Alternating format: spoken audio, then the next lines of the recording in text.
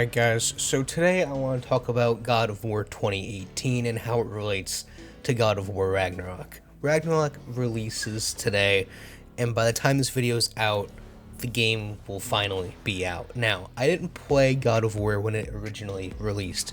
I played it about a month ago and I was going to make this review about the game, and then I sat back and thought, well, Ragnarok's about to come out, and everything that I had to say, I had my bullet points down, my script written, everything that I was going to say has already been said. Because this game is so big and it's been covered so many times and it has such high ratings, everything I was going to complain about and everything I was going to praise has already been said. I didn't want to just sit here and repeat the same shit other people have said 1,000 times. So instead, I've waited for Ragnarok.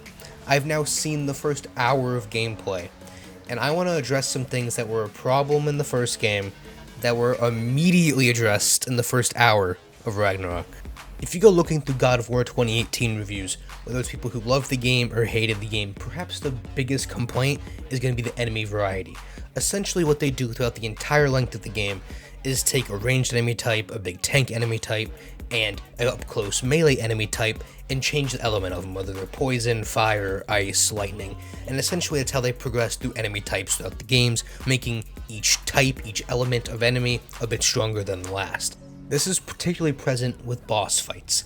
Aside from the boulder fights and Valkyrie fights, every single enemy type is the same except an elemental change. It's the same animation when you take them down, they do the same attacks and the same methods, the same patterns, they have the same new weaknesses.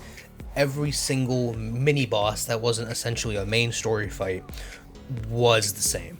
And these were probably the two biggest complaints through general audiences for the first game.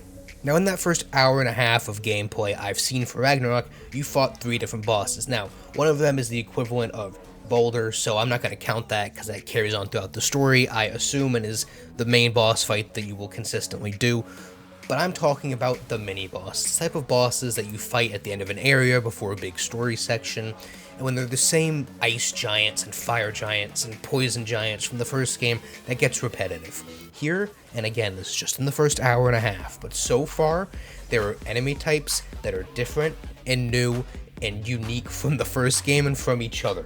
Now, another thing I want to address with the first God of War game carrying over into Ragnarok is the combat limitations. I felt that the game really held your hand and held you back in the first roughly 8 to 10 hours of the story of God of War 2018. Honestly, I took a break from the game about 8 hours in because I was so bored of the combat that I had no interest in progressing further, because the story hadn't developed that much and the combat just wasn't that interesting. And this isn't entirely due to the way that the combat is built, because in Ragnarok, the combat is almost step for step a copy and paste of the first game, but it's that copy and paste of later in the game when you have these abilities. But that is something that I do want to address. In the first game, like I said, that first 8 to 10 hour stretch, because of the lack of enemy variety and the lack of moves progressed through the skill tree, and just the lack of general combat variety, I was really bored. And until you unlock those skills later and different weapons later, the combat doesn't get interesting. Now, Ragnarok, you immediately start with both the axe and the Blades of Chaos, so that freshens things up. And you also have new gameplay dynamics, like your shield can break.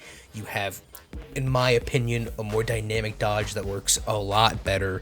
And overall, just overhauled combat from the start. Now, obviously, it'll get more dynamic and in-depth as the second game goes on, but from a starting point, it seems a lot more involved than where it was in the first game, which, in my opinion, is a good thing.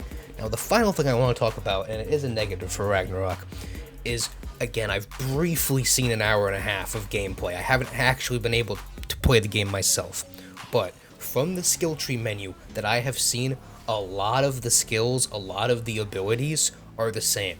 And when I talk about skills and abilities, if you want to hear me break it down in a lot of detail, go watch my Gotham Knights video. But the short of it is, there's 2 types of skill trees. One that give you 10% critical chance or 10% reduced damage from fire elements and stuff like that.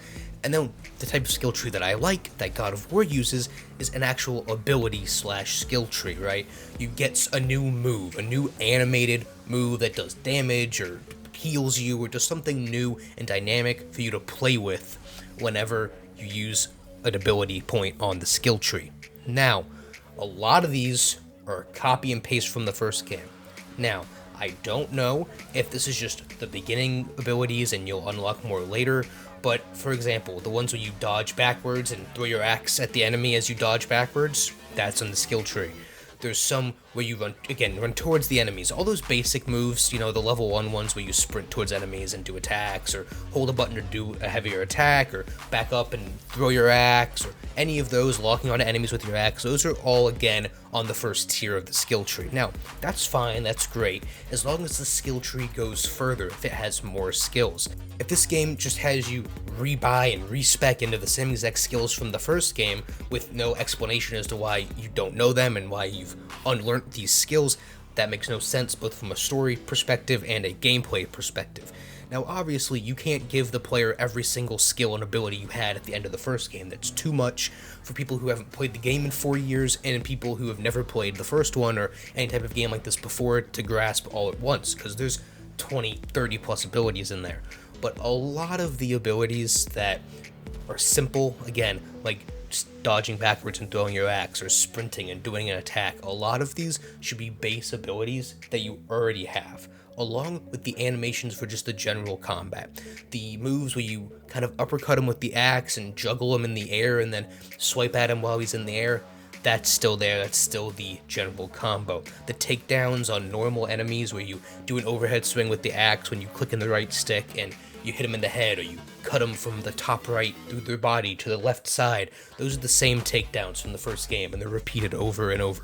So there's some stuff that I'm hoping changes as the game goes on, and there is new animations, new abilities, and all of this stuff, and there probably will be, because I was saying the same thing in the beginning of the first game, but it's just things I want to address at the beginning of the gameplay I've seen so far.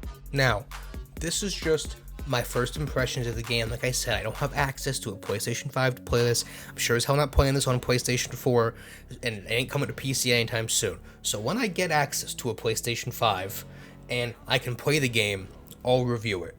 But for now, this is just, I'm going to call this my first impressions of the game. I've watched an hour and a half of gameplay. I just recently played the first one less than a month ago, all the way through to completion, and a lot of these skills are carrying over. The gameplay mechanics, the animations even frame for frame, for the most part, are carried over. So I feel like I have enough knowledge to say what I've said here. But that's just what I think from what I've seen so far. Again, mostly positive, but just a couple of concerns for early on in the game. Now, obviously, the game's been out for probably 8 hours by the time this comes out, so some of you have probably beaten the game already. So if these things change, if the skill tree progresses and you get more and more and more abilities that weren't in the first game and are unique, or it's built upon more, let me know down in the comments below, and I'll see you guys on the next one.